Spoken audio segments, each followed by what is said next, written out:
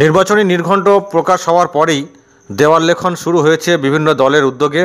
আরামবাগেও সেই দেওয়াল লেখন চলছে। প্রার্থী তালিকা হাতে না এলেও সেখানে মানে সিম্বল যে চিহ্ন বা যে চিহ্ন রয়েছে যে দলের, সেই চিহ্নে ভোট দিন, এরকমই লেখন শুরু হয়েছে। আরামবাগেও সেই লেখন চলছে। আজকে যে ছবি আপনারা দেখছেন, আরামবাগের ব্লক তৃণমূল কংগ্রেসের যিনি সভাপতি স্বপন নন্দী, তিনি নিজের হাতে আজকে দেওয়াল লিখেছেন এবং সেই ছবি আপনারা দেখছেন। সেখানে তার সঙ্গে অনেকই নেতা কর্মী ছিল এবং ছিলেন মহিলা কর্মীরাও ছিলেন। এবং আজকে যে দেওয়াল লেখন হয়েছে এবং সামগ্রিকভাবে ব্লকের কী চিত্র, এই ভোট প্রচার প্রস্তুতি, এ নিয়ে আমাদের প্রতিনিধির সঙ্গে কথা হয়েছে। স্বপন নন্দী ব্লক সভাপতি, তিনি কি বললেন শুনুন। ওই জায়গাটা বড় করুন।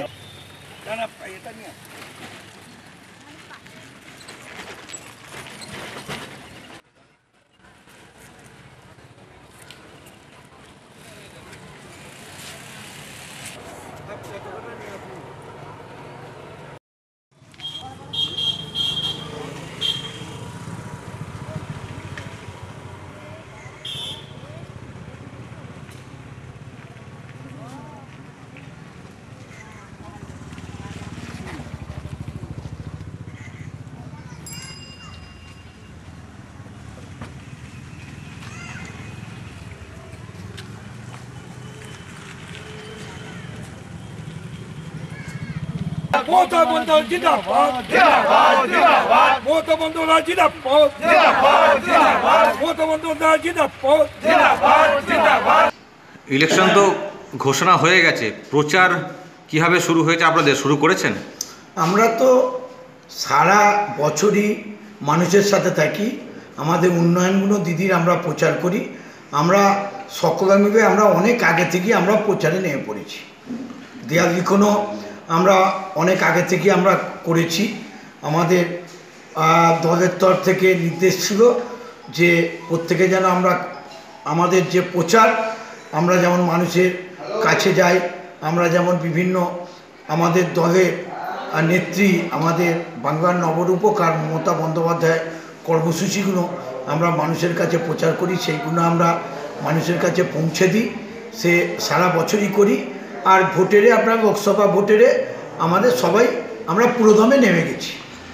দেওয়াল লেখন শুরু করেছেন আপনি? কোথায় দেওয়াল লিখনও আমরা সমস্ত জায়গায় আমরা দেওয়াল লিখন আমাদের শুরু অলরেডি হয়ে গেছে। আমাদের এখন প্রার্থীর নাম ঘোষণা, প্রার্থীর জায়গাটা আমরা ফাঁকা রাখছি যে আমাদের তৃণমূল কংগ্রেসকে এই চিহ্নে ভোট দিন বলে। কিন্তু প্রার্থীর যখনই নাম ঘোষণা আমাদের নেত্রী করবেন, তখনই আমরা সেই জায়গায় আমরা প্রার্থীর নাম লিখে দেবো। প্রার্থী কে হবেন এটা আমাদের, আপনারা জানেন যে আমাদের দলের সুপ্রিমো তিনি কালকে বৈঠক রেখেছেন, তিনি যা সিদ্ধান্ত নেবেন। আপনারা জানেন যে দলের আমাদের সর্বময় কর্তৃ হচ্ছেন আমাদের মমতা বন্দ্যোপাধ্যায়।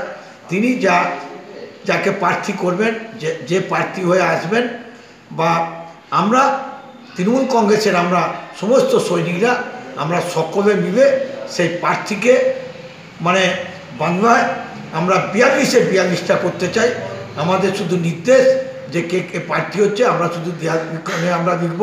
আর মানুষের মনে তো তৃণমূল কংগ্রেস গাঁথা হয়ে গেছে।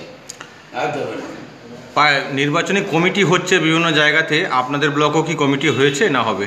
না, আমাদের ব্লকেও তো আমাদের তো কমিটি আছে, আমাদেরও কমিটি আছে। সকলে মিলে আমরা এই যে নির্বাচন, এই নির্বাচনে আমরা সকলে মিলে আমাদের কমিটি থাকবে।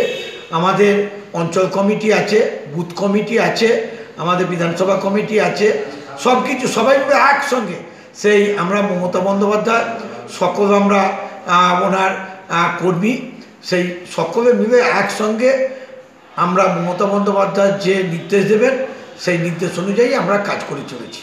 বিরোধী দল বলতে এখানে বিজেপিও কিন্তু কাল থেকে দেওয়াল লেখন শুরু করেছে, অনেক দেওয়াল তারা লিখতে শুরু করে দিয়েছে বলা যায়।